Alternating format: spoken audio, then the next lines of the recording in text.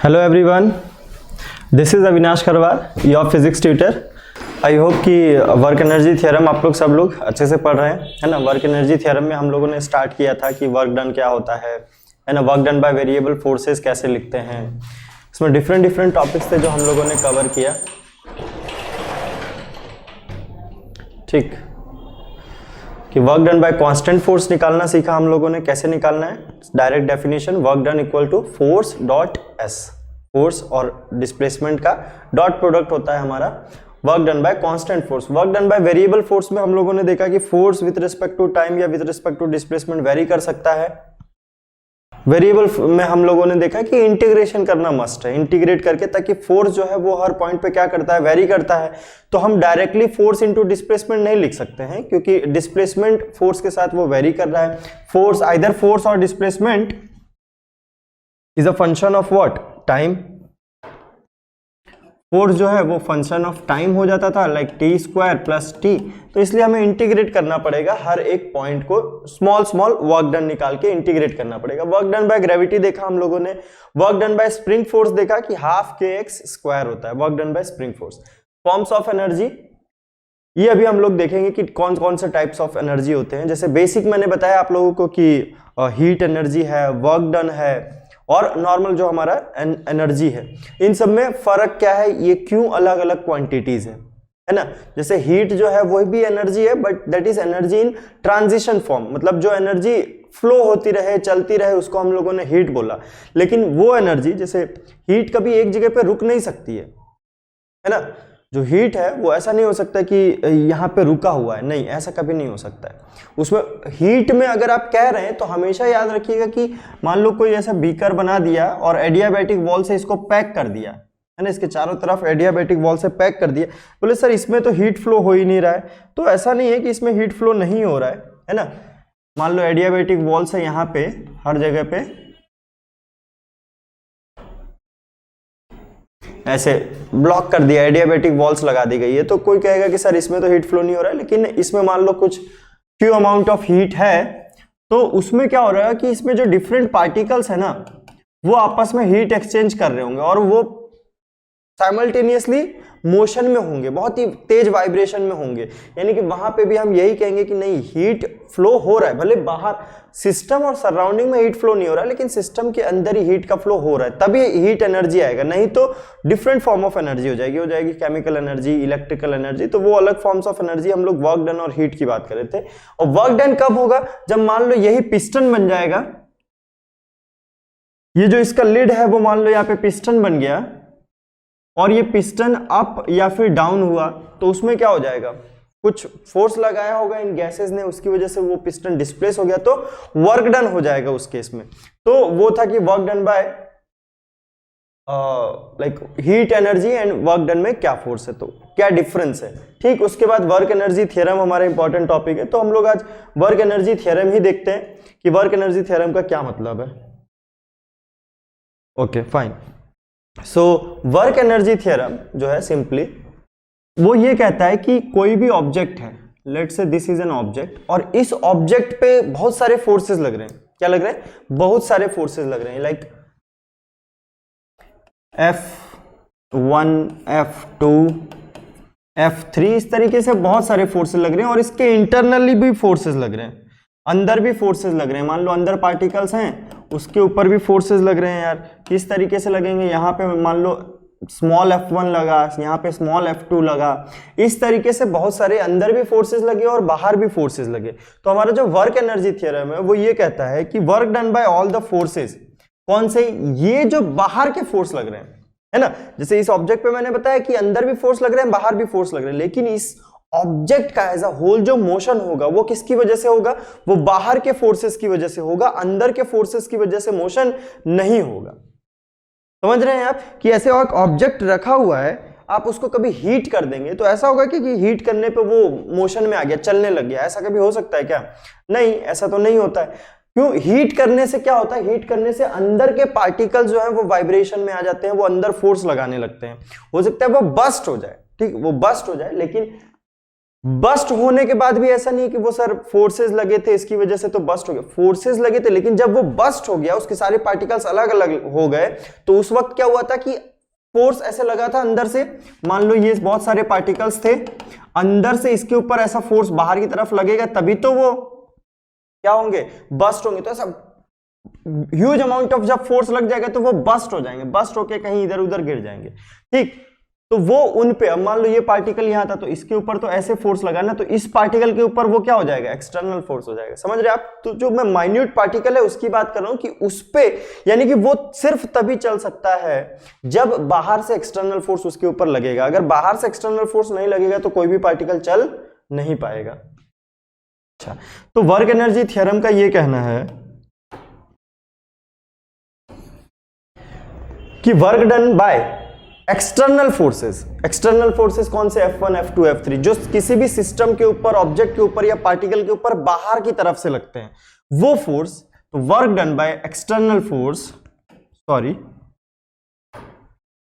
Work done by external force is equal to change in its kinetic energy, kinetic energy में change हो जाएगा, यानी कि ये मोशन में आएगा और उस मोशन के दौरान इसकी पहले की वेलोसिटी और बाद की वेलोसिटी में डिफरेंस आ जाएगा। अगर कोई भी एक्सटर्नल फोर्स वर्क कर रहा है तो बोले काइनेटिक एनर्जी तो हम सबको मालूम है यार, काइनेटिक एनर्जी कितना होता है, हाफ mv²। अब इसमें बहुत ज्यादा समझने की जरूरत नहीं होती कि sir kinetic energy half mv² कैसे आया, क्या होता है। तो जनरली बस ये कहना है कि कोई भी ऑब्जेक्ट अगर मोशन में है तो उसके पास काइनेटिक एनर्जी होगी, चाहे वो कितना माइन्यूट से माइन्यूट पार्टिकल है या बड़ा से बड़ा पार्टिकल, अगर वो मोशन में है, ठीक। एज अ होल की बात कर रहा हूं, ऑब्जेक्ट की बात कर रहा हूं, उसके अंदर के स्मॉल एटम्स, न्यूक्लियॉन्स, उनकी बात नहीं कर रहे हम लोग, है ना। क्लासिकल फिजिक्स है, मॉडर्न फिजिक्स नहीं है जिसमें एटम्स और एकदम जो नैनो पार्टिकल्स है उनकी बात हम लोग नहीं करेंगे, मैक्रो लेवल पे बात कर रहे हैं हम लोग। क्या कर रहे हैं कि वो ऑब्जेक्ट अगर मोशन में है, एज अ होल रोल कर रहा है या ट्रांसलेट कर रहा है, तो उसके पास काइनेटिक एनर्जी रहेगी, है ना। रोल कर रहा है तो रोटेशनल काइनेटिक एनर्जी, अगर चल रहा है सिंपली रेक्टिलिनियर मोशन में या ट्रांसलेशन कर रहा है तो ट्रांसलेशनल काइनेटिक एनर्जी रहेगी। अभी हम ट्रांसलेशनल काइनेटिक एनर्जी की बात करें कि work done by external force on an object is equal to change in its kinetic energy, change in its kinetic energy delta K. Delta K का मतलब है कि हाफ एम वी फाइनल का square minus half M V initial का square.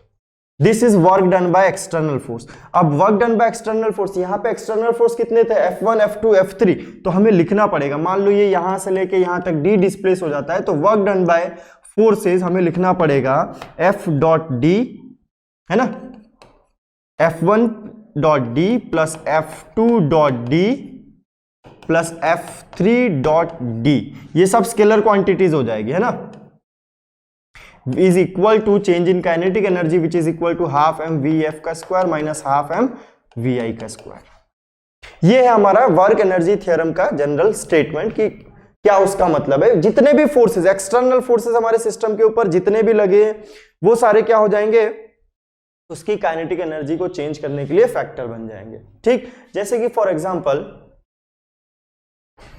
मान लेते हैं कि ये हमारा ग्राउंड है और यहां से मैंने एक बॉल ड्रॉप कर दी, बॉल ड्रॉप कर दी u इक्वल टू 0 से, ठीक। अब ये जब नीचे गिरेगा तो इस पे बहुत सारे फोर्सेस लगेंगे, लगेंगे नहीं लगेंगे, हम सारे रियल फोर्सेस को काउंट करते हैं तो बहुत सारे फोर्सेस लगेंगे इसके ऊपर। कौन कौन से फोर्स लगेंगे, देखो एक तो लगेगा drag force Fd, drag force, एक लगेगा इसके ऊपर ग्रेविटी Fg, है ना। और क्या लग सकता है इसके ऊपर, पानी में होता तो वही विस्कस फोर्स ड्रैग फोर्स हो गया, एयर में है तो ड्रैग फोर्स और ग्रेविटी लग गया इसके ऊपर, ठीक। अब इसके अलावा तो और कोई फोर्स यहां पे तो नहीं लग रहा है, ठीक।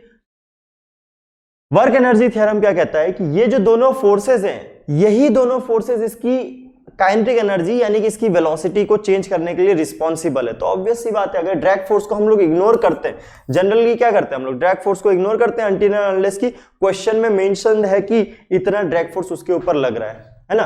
तो हमें क्या करना पड़ेगा फिर उस केस में, सिर्फ वर्क डन बाय ग्रेविटी लिखना है, क्या कि work done by gravity is equal to change in kinetic energy half M we final का स्क्वायर माइनस इनिशियल, देखो 0 है तो यहां तो 0 आ जाएगा, तो work done by gravity is equal to change in kinetic energy. अब वर्क डन बाय ग्रेविटी मान लो ये h हाइट पे था, h हाइट यहां पे आ जाता है, तो वर्क डन बाय ग्रेविटी कितना हो जाएगा, mgh which is equal to half m v square. √2gh is equal to v। ये हमारी यहां पे फाइनल वेलोसिटी आ गई जब ये ग्राउंड को हिट करेगा। सिंपल सा, कोई इक्वेशन ऑफ मोशन या कुछ भी सॉल्व करने की जरूरत नहीं है। वर्क एनर्जी थ्योरम चैप्टर जिसने अच्छे से समझ लिया वो हर क्वेश्चन को एक लाइन 2 लाइन में आराम से कर सकता है। बस जरूरत होती है तो 2 पॉइंट चूज करने की कि हम वर्क एनर्जी थ्योरम किन 2 पॉइंट पे लगाएंगे, किन 2 पॉइंट पे लगाएंगे। अब कौन से 2 पॉइंट, एक ये फाइनल वाला पॉइंट और एक इनिशियल वाला पॉइंट, ये हमेशा हमें चूज करना होगा। तो हम कौन से पॉइंट चूज करेंगे, हम वो पॉइंट चूज करेंगे जहां पे हमें पता होगा या फिर जहां पे हमें फाइंड करना है। वेलोसिटी फाइंड करना हो सकता है, डिस्प्लेसमेंट फाइंड करना हो सकता है। तो जिस पॉइंट पे फाइंड करना होगा हम एक तो उसको चूज करेंगे और दूसरा कि जिस पॉइंट का हमें पता है। तो उन दोनों पॉइंट को अगर रिलेट करेंगे तो ऑब्वियस है कि जो अननोन होगा वो निकल के आ जाएगा। समझ रहे हैं आप लोग? Fine, okay. तो आई होप कि वर्क एनर्जी थ्योरम आप लोग कुछ कुछ समझे, है ना। एक आइडिया तो मिला है कि वर्क एनर्जी थ्योरम का मतलब क्या है। अब आइए इस पे अगर हम लोग कुछ क्वेश्चन सॉल्व करेंगे तो आपको ज्यादा क्लियर होगा कि वर्क एनर्जी थ्योरम का रियल मतलब क्या है। देखिए, जैसे एक सिंपल सा क्वेश्चन करते हैं हम लोग।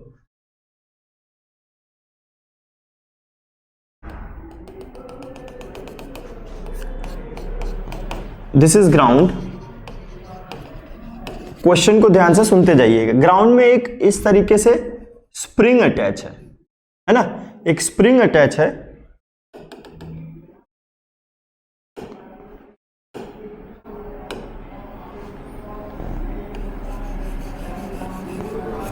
इस तरीके से स्प्रिंग अटैच है और इसके ऊपर एक लाइट बॉल अटैच कर दी है मैंने। क्या कर दिया? एक लाइट बॉल अटैच कर दिया है m का। इसका स्प्रिंग कांस्टेंट दिया हुआ है k और ये कहा गया है कि ये जो अपनी नेचुरल लेंथ था वहां से L अमाउंट कंप्रेस्ड है पहले से। L अमाउंट क्या है? पहले से कंप्रेस्ड है। समझ रहे क्वेश्चन? कि ये स्प्रिंग नॉर्मली यहां पे रहता है लेकिन ये बॉल रखने की वजह से कंप्रेस हुआ है, ठीक, और उसको थोड़ा ज्यादा ही कंप्रेस कर दिया गया है L हाइट तक। अब क्वेश्चन में है कि जब इसको रिलीज करेंगे, क्या करेंगे? जब इस बॉल को रिलीज करेंगे तो बताइए कि इसकी डिस्प्लेसमेंट जो है ये कितना ऊपर चला जाएगा। बताइए कि कितना ऊपर चला जाएगा। तो क्या कर सकते हैं क्या इस क्वेश्चन को? क्वेश्चन मैं यहां पे लिख देता हूं साफ साफ। Find the height attend by the ball. Find the height attend by the ball. ठीक, क्या था? इनिशियली स्प्रिंग को कंप्रेस करके इस बॉल को वहां पे पकड़े हुए थे, फिर छोड़ दिया गया तो ये ऊपर जाएगा, जाहिर सी बात है। तो ये कितना ऊपर जाएगा यही हमसे पूछा गया है। मान लेते हैं कि यहीं से हमसे पूछा गया, नीचे से पूछा जाएगा तो ऑब्वियसली कि इसका नीचे का हाइट दे देंगे, लेकिन वो नहीं दिया हुआ, इसका मतलब सिंपली हमें यहीं से पूछा गया है। तो क्या हम बता सकते हैं इस केस में, हाँ, कि कितना ये ऊपर जाएगा? सोच के देखो यार। सिंपल वर्क एनर्जी थ्योरम हम लोग एक लाइन में लगाएंगे और ये सॉल्व हो जाएगा। ठीक, आइए इसमें देखते हैं हम लोग क्या होगा।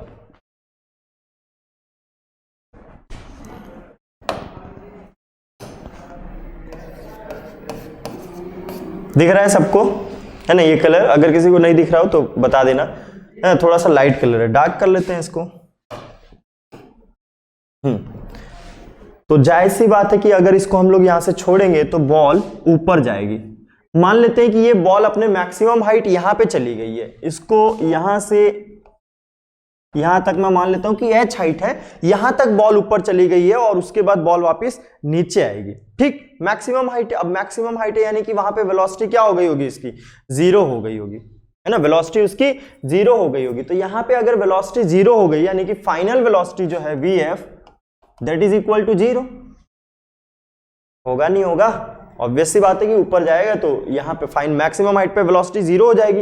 इनिशियली कुछ नहीं कहा गया कि कितनी वेलोसिटी दी गई थी, इनिशियली इसको होल्ड करके रखा था, ऐसे पकड़ के रखा था, यानी कि v initial is also 0। Initially इसको कोई वेलोसिटी ऐसे दी नहीं गई है। ठीक, अब यहां से यहां तक L हाइट है। देखो क्या क्या होगा। एक तो जब ये ऊपर जाएगा तो ये स्प्रिंग वर्क करेगा, तो हमें वर्क एनर्जी थ्योरम लगाने के लिए क्या करना है? Work done by all forces equal to change in kinetic energy.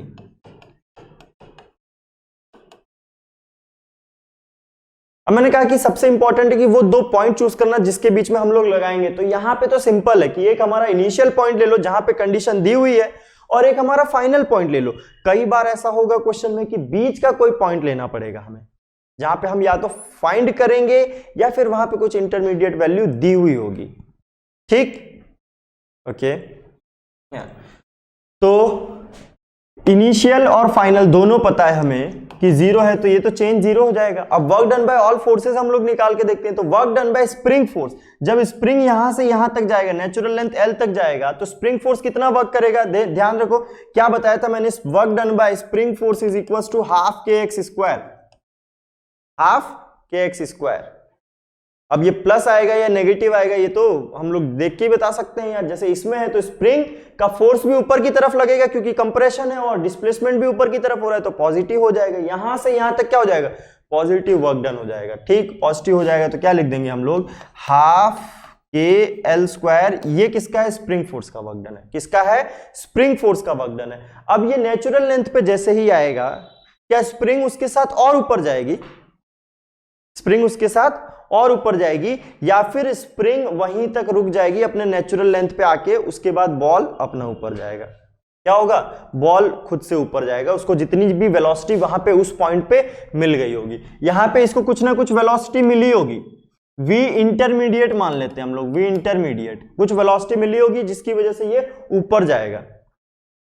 ठीक, तो यहां के बाद स्प्रिंग ने छोड़ दिया। अब यहां के बाद कौन सा? अच्छा, यहां से यहां तक एक और वर्क डन हो रहा था यार, उसको भी लिखना पड़ेगा। कौन सा? ग्रेविटी फोर्स तो लग रहा था ना, Fg ग्रेविटी, और एक और फोर्स Fs, स्प्रिंग फोर्स और ग्रेविटी दोनों ही लग रहा था। स्प्रिंग फोर्स की वजह से लिखा, ग्रेविटी की वजह से यहां से यहां तक work done positive negative, positive negative कौन सा होगा? तो देखो ग्रेविटी नीचे लग रहा है, डिस्प्लेसमेंट ऊपर होगा, वर्क डन क्या हो जाएगा? नेगेटिव हो जाएगा। वर्क डन नेगेटिव, कितना नेगेटिव यार? -mgl। बोलो इसमें कोई दिक्कत? -mgl। अब इसके ऊपर जाएगा तो फिर से वर्क डन बाय ग्रेविटी क्या हो जाएगा? नेगेटिव होगा, क्योंकि ऊपर जा रहा है और फोर्स नीचे लग रहा है। तो क्या लिखेंगे? -mg। ये हमें नहीं पता कि कितना ऊपर जाएगा, ये हमें नहीं पता कि कितना ऊपर जाएगा, तो हम मान लेते हैं कि यहां से h हाइट जाएगा, है ना, क्योंकि यहां से हमें क्या लिखना पड़ेगा? h माइनस एल लिखना पड़ेगा यहां से। तो हम ये h को यहां की बजाय हम लोग यहां पे मान लेते हैं, क्योंकि ये तो हमारे ही ऊपर था, ये तो हमारे ही ऊपर था ना, हमने माना था। तो हम क्या मान लेंगे कि यहां से यहां तक की हाइट h है, यहां से यहां तक तो l दिया हुआ था, तो उसके ऊपर मान लेंगे हम लोग h। तो यहां पे क्या आ जाएगा? mgh which is equal to 0। Work done by spring force इस पॉइंट से लेके इस पॉइंट तक, कंप्रेशन से लेके natural length. Work done by gravity कहां से? कंप्रेशन से लेके नेचुरल लेंथ। फिर वर्क डन बाय ग्रेविटी कहां से? नेचुरल लेंथ से लेके मैक्सिमम हाइट तक, वहां तक वर्क होगा ग्रेविटी का, वहां तक वर्क होगा। क्योंकि ग्रेविटी का वर्क तो जाहिर सी बात है यार, ऊपर जाए या नीचे हमेशा ही होता रहेगा, तो हमें वर्क डन बाय ग्रेविटी पूरा ही लिखना था। ठीक, या फिर आप सिंपली ऐसे लिख सकते थे कि mg into L plus M, -mg into L plus H, बात बराबर है, क्योंकि टोटल लेंथ हम लोगों ने ले ली। अब देखो half K L square will be equal to, यहां पे क्या आ जाएगा? देखो mgl प्लस mgh, ओहो कैंसिल नहीं हो रहा है, sorry.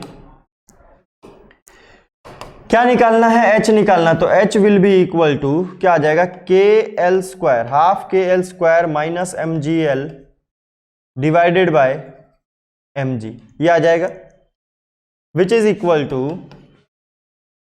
KL square minus L, ये वाला L है ना, अपॉन, अच्छा यहां 2 आ जाएगा और यहां पे भी क्या आ जाएगा? 2 आ जाएगा, यानी कि KL square minus 2L upon 2। ये किसकी वैल्यू आ जाएगी? h की वैल्यू आ जाएगी। किसकी वैल्यू आ जाएगी? h की वैल्यू, यानी कि ये यहां से लेके यहां तक इतना ऊपर जाएगा। हमें इसके लिए कोई इक्वेशन ऑफ मोशन लगाने की जरूरत हम लोगों को नहीं पड़ेगी, और सिंपली एक लाइन, बस ये लाइन आप लिखेंगे, आपके सामने आंसर है। Linear equation in one variable है यार, इसको सॉल्व करना कोई टफ काम है क्या? Linear equation in one variable. ठीक, तो देखा हम लोगों ने कि h हाइट कैसे निकाला है, KL square minus 2L divided by 2, simply इसको सॉल्व कर दिया है। ठीक, ओके ठीक, इसी तरीके का एक नेक्स्ट क्वेश्चन करते हैं हम लोग, जिसमें और ज्यादा क्लियर होगा कि कैसे वर्क एनर्जी थ्योरम का यूज करते हैं। देखिए क्या है क्वेश्चन, अगेन ये ग्राउंड लेवल है,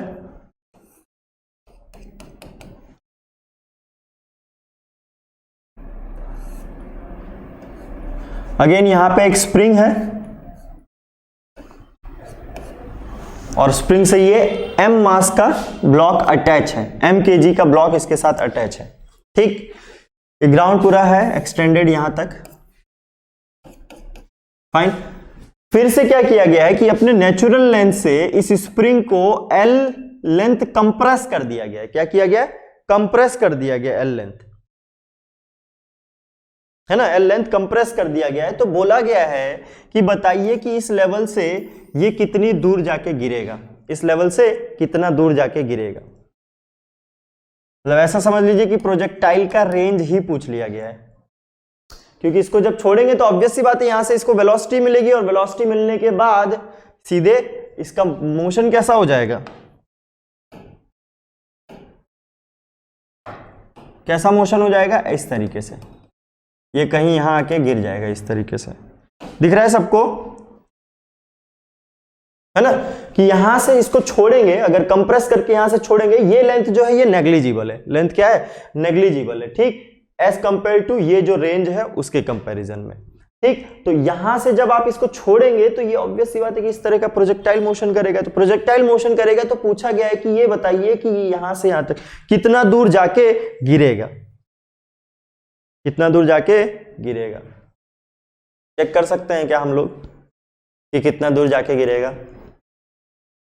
क्या करेंगे? सिंपली वर्क एनर्जी थ्योरम का यूज करेंगे हम लोग, वर्क एनर्जी थ्योरम का यूज करेंगे। आइए देखिए कैसे करते हैं, उसको भी वाइजली। ऐसा नहीं कि वर्क एनर्जी थ्योरम आता है हम लोग बस ऐसे इनिशियल और फाइनल पॉइंट को चूज करके लगा दिए, डायरेक्ट हमारा आंसर आ गया, ऐसा नहीं होगा। देखिए ऐसा क्यों नहीं होगा, और हमें क्या क्या चीजों की जरूरत पड़ सकती है। ठीक, स्प्रिंग का कांस्टेंट K है, मास m दिया हुआ है, नेचुरल लेंथ से जो एक्सटेंशन है वो L दिया हुआ है।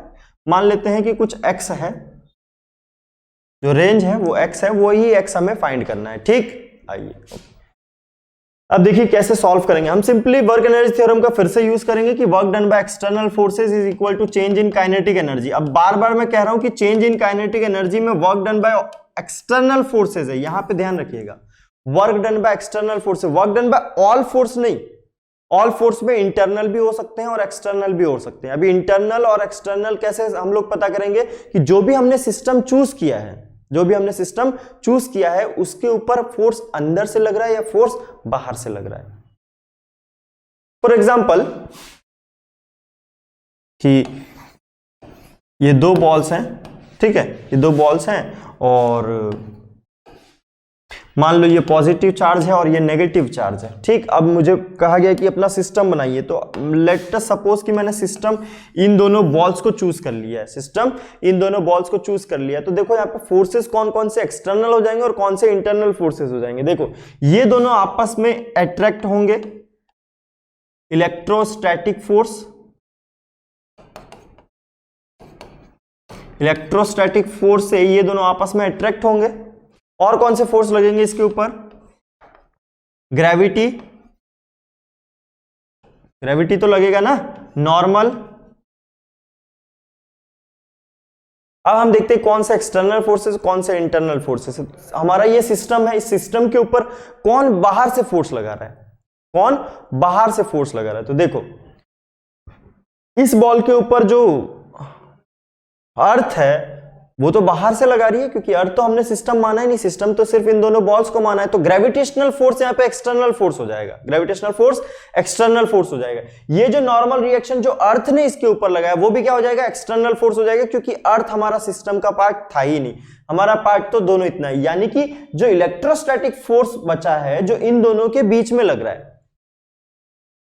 दोनों बॉल्स के बीच में लग रहा है, वो कौन सा फोर्स हो जाएगा, वो इंटरनल फोर्स हो जाएगा। तो समझ में आ रहा है कि कौन से एक्सटर्नल फोर्स है और कौन से इंटरनल फोर्स है। सेम यही चीज हम यहां पे देखेंगे, इंटरनल और एक्सटर्नल फोर्स को पहचानना भी उतना ही जरूरी है। ठीक, अब देखिए यहां पे work done by all force में यहां से लेके यहां तक कौन कौन से फोर्सेस लगेंगे, पहले तो ये देखो, देखो यहां पे स्प्रिंग फोर्स लगेगा, ठीक, और यहां से जब ये नीचे आएगा तो कौन सा फोर्स लगेगा, नीचे आएगा तो कौन सा फोर्स लगेगा, ग्रेविटेशनल फोर्स लगेगा, सिंपल सी बात है। तो अब ये नीचे इधर आ गया, ग्रेविटेशनल फोर्स लगा, ग्रेविटेशनल फोर्स में जो वर्क डन होगा वो यहां से यहां तक हम लोग काउंट कर लेंगे। क्या करेंगे, यहां से यहां तक का जो हाइट है या जो भी है y मान लो हम लोगों ने, वो y काउंट कर लेंगे। ठीक, फाइन। तो लगाते हैं, देखो वर्क एनर्जी थ्योरम, यहां से यहां तक तो वर्क डन बाय क्या आ जाएगा, spring force which is equal to half K L square, इतना ही कंप्रेस था तो हाफ के एल स्क्वायर। ठीक, यहां पे यहां से यहां तक आने में और कोई फोर्स फ्रिक्शन है नहीं क्योंकि दिया नहीं गया है, वर्क डन बाय ग्रेविटी यहां से यहां तक होगा नहीं। ठीक, जब यहां से नीचे आएगा तो वर्क डन बाय ग्रेविटी होगा M G, let say this is Y height ऊपर है। ठीक, वाई हाइट ऊपर है तो Y M G Y is equal to change in kinetic energy. ठीक, चेंज इन काइनेटिक एनर्जी यहां से फाइनल हम लोग मान लेते हैं हाफ एम वी फाइनल का स्क्वायर, इनिशियल यहां पे वापस से क्या किया गया है, छोड़ा गया है, तो वो कितना हो जाएगा, 0 हो जाएगा, इनिशियल 0 हो जाएगा। अब देखो क्या सॉल्व हो सकता है, हमें क्या चाहिए था, ये फाइनल वेलोसिटी, लेकिन यहां पे एक और वेरिएबल है y और l।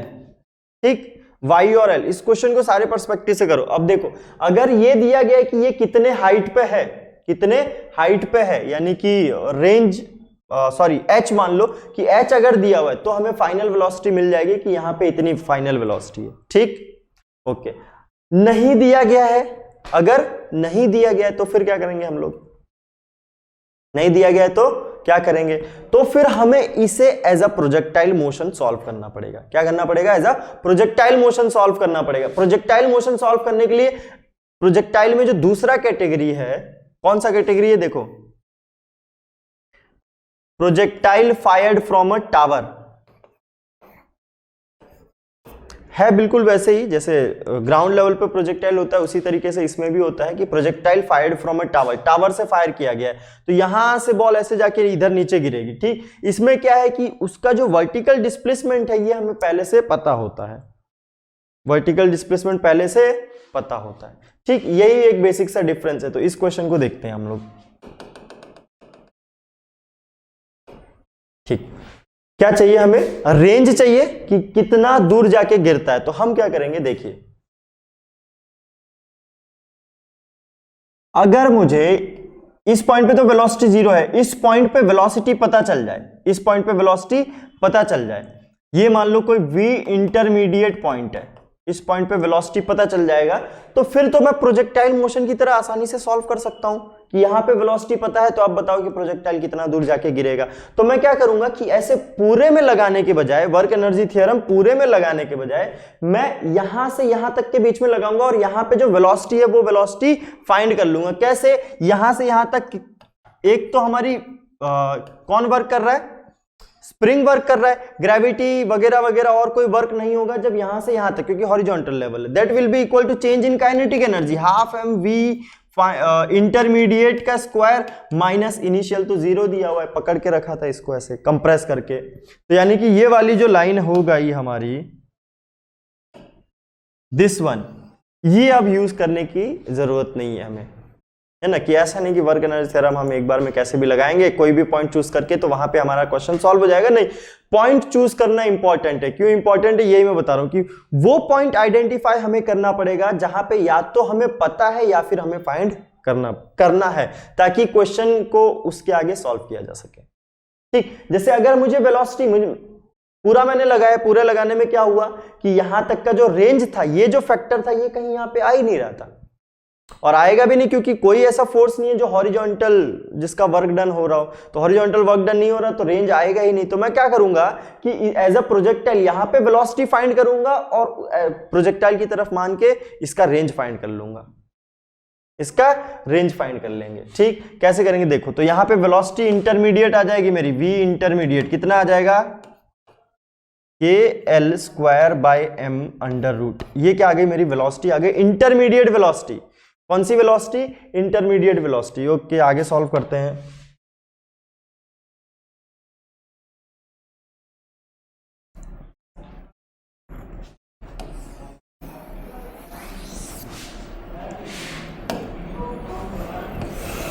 यहाँ पे आगे सॉल्व करते हैं हम लोग। देखो अब ये मुझे v पता चल गया, ठीक, मुझे पता है कि ये यहाँ से यहाँ तक y हाइट है, तो क्या करूंगा मैं लिखूंगा x इज इक्वल टू, अब इसकी वेलोसिटी हॉरिजॉन्टल है, वेलोसिटी क्या है हॉरिजॉन्टल, तो हॉरिजॉन्टल डिस्प्लेसमेंट के लिए क्या लिखेंगे x is equal to U T plus half A T square. Projectile की तरह सॉल्व कर रहा हूं मैं, एक्सेलरेशन तो इस डायरेक्शन में 0 यानी कि x is equal to U into T, velocity है मेरे पास कितना under root K L square by M, ये वेलोसिटी है इनटू टाइम। अब मुझे टाइम चाहिए कि यहां से लेके यहां तक पार्टिकल कितने दूर कितने देरी में गिरेगा, पार्टिकल कितने देरी में गिरेगा। क्या करेंगे हम लोग, डिस्प्लेसमेंट पता है हमें, है ना, डिस्प्लेसमेंट पता है, तो y डायरेक्शन में यही चीज अगर मैं लगाता हूं तो y is equal to U T plus half A T square. थोड़ा सा टफ हो गया क्योंकि क्वाड्रेटिक इक्वेशन बन गई, हालांकि उस क्वाड्रेटिक इक्वेशन को हम लोग सॉल्व कर सकते हैं। देखो अब ये यहां पे मैं y डिस्प्लेसमेंट डाल चुका हूं, वेलोसिटी 0 है, हाफ एक्सेलरेशन g यानी कि 10 T square, this is equal to y, तो मेरा टाइम आ जाएगा 2y बाई जी, टाइम आ गया मेरा 2y बाई जी, है ना, एक इनिशियल वाला कट गया तो यहां पे टाइम आ गया 2y बाई जी। यहां पे मैं इस टाइम को यहां पुट कर देता हूं, देखो क्या मिलेगा finally, this x will be equal to under root K L square by M into time is under root 2y by G, ये मेरा क्या आ गया x आ गया, विच इज ये रेंज पता चल गया मुझे कि ये जो पार्टिकल प्रोजेक्ट किया था वहां से उसका रेंज कितना होगा। तो आई होप कि आप लोग समझ पा रहे हैं कि वर्क एनर्जी थ्योरम में पॉइंट चूज करना इंपॉर्टेंट है। थ्योरम तो इतनी सिंपल है कि work done by external force is equal to change in kinetic energy, भूलने वाली कोई बात ही नहीं है, बट इंपॉर्टेंट ये कि किन दो पॉइंट के ऊपर हम लोग इसको चूज करना चाह रहे हैं, कहां पे हम लोगों को इसको एग्जैक्टली लगाना है, ये चूज करना हमारे ऊपर है। ठीक, ओके फाइन। और से बहुत सारे क्वेश्चन मिल जाएंगे वर्क एनर्जी थ्योरम पे, बहुत सारे क्वेश्चन हैं जो आपको मिल जाएंगे, सेम कुछ नहीं, बस डायग्राम चेंज कर देंगे कि पहले ऐसे फेंका है, वर्टिकल फेंक दिया है, किसी एंगल पे फेंक दिया गया है, तो उन सब की वजह से work done bye final velocity find करो या फिर डिस्प्लेसमेंट फाइंड करो, डिफरेंट चीजें उसमें पूछी जा सकती है। बट आई होप कि अगर आप लोग को यूज करना आता है वर्क एनर्जी थ्योरम का तो आप किसी भी क्वेश्चन में आसानी से यूज कर सकते हैं। ठीक, ओके, और क्वेश्चन करना है आप लोग को? चलिए ठीक है, और क्वेश्चन करते हैं, थोड़ी बहुत सिंपल चीजें वो भी देख लेते हैं हम लोग। क्या है देखिए, कि जैसे मैं लिख रहा हूं कि वर्क डन बाय एक्सटर्नल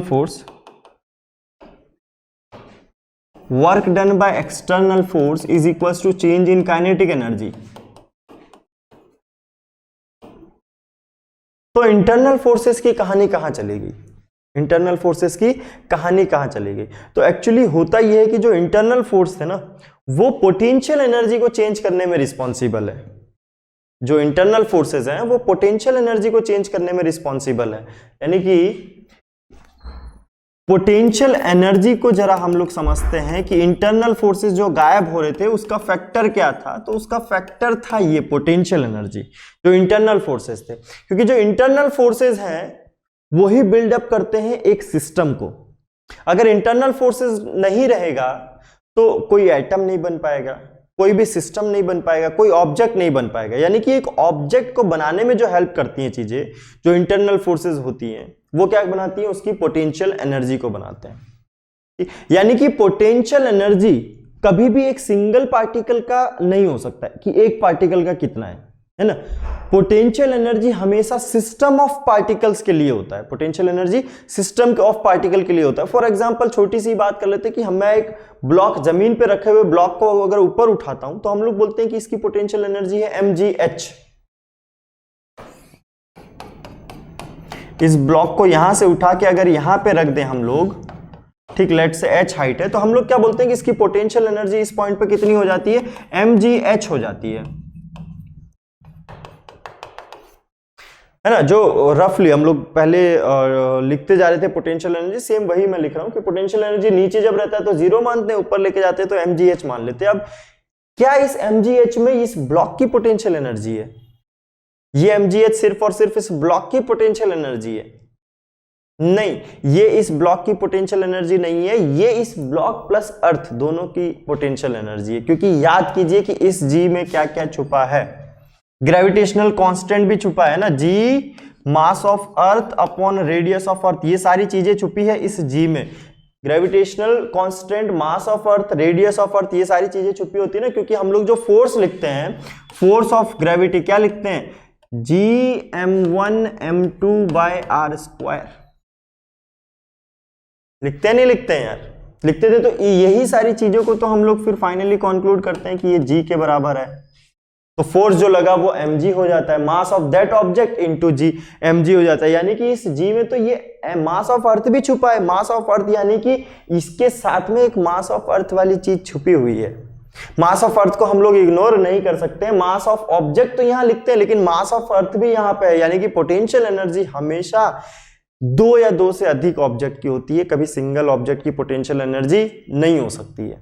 ये मैंने एक सिंपल क्वेश्चन से बताया। बाकी पोटेंशियल एनर्जी की डेफिनेशन ये है कि कोई भी ऑब्जेक्ट है उसको बनाने के लिए जितनी एनर्जी लगी है ना, जैसे ये मैंने ब्लॉक ही है, ब्लॉक को ऊपर उठाया तो इसके अंदर mgh जो पोटेंशियल एनर्जी आई वो कहां से आई है, उसके अंदर वो mgh पोटेंशियल एनर्जी पहले कहीं होगा जहां पे उसकी पोटेंशियल एनर्जी 0 होगी, फिर पोटेंशियल एनर्जी mgh आई। यानी कि ये पोटेंशियल एनर्जी उसके अंदर कहां से आई है, उसके इंटरनल फोर्सेस की वजह से। तो जो भी सिस्टम होता है, ऑब्जेक्ट होता है, उसको हम लोग बनाते हैं। जैसे फॉर एग्जांपल हम लोग ऐसे समझ लेते हैं कि ग्रेविटेशनल पोटेंशियल एनर्जी को डिफाइन करना है, तो एक ऑब्जेक्ट है, ठीक है। अब ऑब्जेक्ट तो बहुत सारे पार्टिकल से बना होता है, तो ऐसा समझ लीजिए कि जब वो पार्टिकल्स दूर दूर होंगे, सारे पार्टिकल्स दूर दूर होंगे, है ना, तो एक पार्टिकल दूसरे पार्टिकल को इफेक्ट नहीं कर पाएगा। लेकिन जब पार्टिकल पास में आएंगे तो ऑब्वियस सी बात है कि उनमें ग्रेविटेशनल फोर्स, है ना, इंटरेक्शन होगा। वो इंटरेक्शन टर्म इंपॉर्टेंट है, क्योंकि जब भी कोई दो पार्टिकल पास में आते हैं तो या तो उनमें इलेक्ट्रोस्टैटिक इंटरेक्शन होता है या फिर उसमें ग्रेविटेशनल इंटरेक्शन होता है। मैं इलेक्ट्रोस्टैटिक इंटरेक्शन को भूल जाते हैं, हम लोग ग्रेविटेशनल इंटरेक्शन को ही चर्चे में रखते हैं कि जब भी कोई पार्टिकल हम लोग पास में लेके आएंगे तो उनमें ग्रेविटेशनल इंटरेक्शन होगा। तो ऐसा समझ लो कि इनिशियली सारे पार्टिकल्स दूर दूर थे, इनफाइनाइट डिस्टेंस पे थे, तो तब क्या होगा, तब उन सबकी पोटेंशियल एनर्जी 0 होगी, क्योंकि फोर्स ही नहीं है, इंटरेक्शन ही नहीं है, कोई है ही नहीं जो उनको अपोज करे, है ना। किसी में एनर्जी तो तब आएगी ना जब उसके ऊपर फोर्स लगाएंगे या फिर उसको खींचेंगे या फिर दबाएंगे, तब एनर्जी आएगी। तो उसको तो बिल्कुल फ्री है पार्टिकल इनफाइनाइट पे, कोई है ही नहीं फोर्स लगाने के लिए। तो हमने माना कि इनफाइनाइट डिस्टेंस पे पोटेंशियल एनर्जी 0 होगी, इनफाइनाइट डिस्टेंस पे पोटेंशियल एनर्जी 0 माना है। हालांकि ऐसा हो नहीं सकता, किसी भी पार्टिकल को इनफाइनाइट डिस्टेंस पे नहीं रखा जा सकता, कुछ सर्टेन अमाउंट ऑफ डिस्टेंस तो हो ही जाएगा, तो वहां पे भी कुछ ना कुछ ये RE वाला टर्म रहेगा, समझ रहे ना। सॉरी, रेडियस ऑफ अर्थ नहीं, जो फोर्स हम लोग डिफाइन करते हैं ये वाला, कि दोनों के बीच में डिस्टेंस हमेशा कुछ ना कुछ रहेगा। तो हम लोग मानते हैं कि जब दूर दूर है तो वहां पे पार्टिकल्स की एनर्जी 0 है। तो जब एक पार्टिकल को हम लेके आएंगे एक पर्टिकुलर पोजीशन पे, एक पार्टिकल को लेके आएंगे, तो इस पार्टिकल को लेके आने में तो हमें वर्क नहीं करना पड़ेगा, क्योंकि जो फोर्सेस होंगे वो बहुत दूर दूर से लग रहे होंगे, बहुत माइन्यूट होंगे। लेकिन अब ये पार्टिकल आ गया और आप सपोज करो कि दूसरा पार्टिकल हम लोग लेके आ रहे हैं इसके पास में, तो जब दूसरा पार्टिकल पास में लेके आएंगे तो इन दोनों में इंटरेक्शन होने लगेगा, फोर्स लगने लगेगा, या तो रिपल्सन या फिर अट्रैक्शन। तो जब भी ऐसा फोर्स लगता है दोनों पार्टिकल के बीच में, वहां पे पोटेंशियल एनर्जी का रोल आ जाता है। तो पहला पार्टिकल हम लोग लेके हो सकता है रिपल्सन फोर्स लग रहा हो तो उसको दूर भेजना चाह रहे हैं, लेकिन हम लोग उसको पास में लाके बना रहे हैं, ठीक। एक पार्टिकल को, दो पार्टिकल को लाके चिपका दिया, फिर तीसरा लेके आए, चौथा लेके आए, तो ऐसे बहुत सारे पार्टिकल लेके आएंगे तो एक ऑब्जेक्ट बनेगा। तो इन सारे पार्टिकल को लेके आने में जितना हमने वर्क किया है वो क्या हो जाएगा, वो उसके पोटेंशियल एनर्जी के रूप में स्टोर हो जाएगा। यानी कि वर्ल्ड में जितने भी पार्टिकल हैं, जितनी भी चीजें हैं, उन सबकी अपनी कुछ पोटेंशियल एनर्जी होती ही होती है। पोटेंशियल एनर्जी कभी भी किसी पार्टिकल की 0 नहीं हो सकती है। हम क्वेश्चन को आसान करने के लिए या अपने कॉन्सेप्ट्स को एक बेसिक रखने के लिए पोटेंशियल एनर्जी को एक रेफरेंस लेवल पे 0 मानते हैं। यानी कि पोटेंशियल एनर्जी जो टर्म है वो रिलेटिव टर्म है, वो रिलेटिव टर्म है। एब्सोल्यूट पोटेंशियल एनर्जी किसी की भी डिफाइन नहीं हो सकती है, रिलेटिव पोटेंशियल एनर्जी डिफाइन होती है कि मान लिया जाए कि यहाँ पे पोटेंशियल एनर्जी 0 होगी तो ऊपर पोटेंशियल एनर्जी कितनी होगी, या साइड में पोटेंशियल एनर्जी कितनी होगी उसी ऑब्जेक्ट को अगर हम लोग लेके जाएं तो। यानी कि पोटेंशियल एनर्जी एब्सोल्युटली किसी की नहीं कही जा सकती कि इतनी होगी। हाँ, चेंज हम लोग डिफाइन कर सकते हैं, जैसे वेलोसिटी में रिलेटिव चेंज दिखते हैं, वैसे ही पोटेंशियल एनर्जी में चेंज हम लोग डिफाइन कर सकते हैं कि हो सकता है कि यहाँ पे इतनी होगी तो यहां से यहां तक लेके जाएंगे तो इतनी पोटेंशियल एनर्जी में चेंज हो गया। कभी भी उसकी एब्सोल्यूट पोटेंशियल एनर्जी नहीं डिफाइंड है। ठीक, absolute potential energy is not defined, is not defined. ठीक, एब्सोल्यूट पोटेंशियल एनर्जी कभी भी डिफाइन नहीं होती है। तो जब हम लोग mgh यहाँ पे जीरो बोल रहे हैं, इसका मतलब इस रेफरेंस लेवल पे हम लोग पोटेंशियल एनर्जी को जीरो मान रहे हैं। यहाँ पे जीरो नहीं है, वहां पे तो इंटरेक्शन है ना यार अर्थ और उस ऑब्जेक्ट में, तो यहाँ पे पोटेंशियल एनर्जी जीरो नहीं है, बस हमने माना है। यानी कि पोटेंशियल एनर्जी को कभी भी डिफाइन करने के लिए एक रेफरेंस लेवल हमें अपना चूज करना पड़ेगा। वो हमारे ऊपर होता है कि हम कहाँ पे पोटेंशियल एनर्जी को जीरो मानना चाहते हैं। हम बिल्कुल जीरो मान सकते हैं। पोटेंशियल एनर्जी में हमेशा याद रखिएगा क्या डिफाइंड होता है, डेल्टा यू, यानी कि change in potential energy defined होता है। पोटेंशियल एनर्जी कभी डिफाइन नहीं होता, सिर्फ और सिर्फ potential energy at a single point. Potential energy जब भी डिफाइंड होगा, change in potential energy defined होगा। ठीक, ओके। तो आई होप कि आज का लेक्चर आप लोगों को समझ में आया हो। पोटेंशियल एनर्जी और वर्क एनर्जी थ्योरम दोनों ही टॉपिक बहुत ही इंपॉर्टेंट है। अगर आप लोगों ने अच्छे से समझ लिए तो क्वेश्चन को आसानी से कर सकते हैं, क्योंकि वर्क एनर्जी थ्योरम में एक्सटर्नल फोर्सेस की बात की, अभी इंटरनल फोर्सेस की बात करना बाकी है, और कंजर्वेशन ऑफ जो टोटल एनर्जी होता है वो भी अभी आएगा।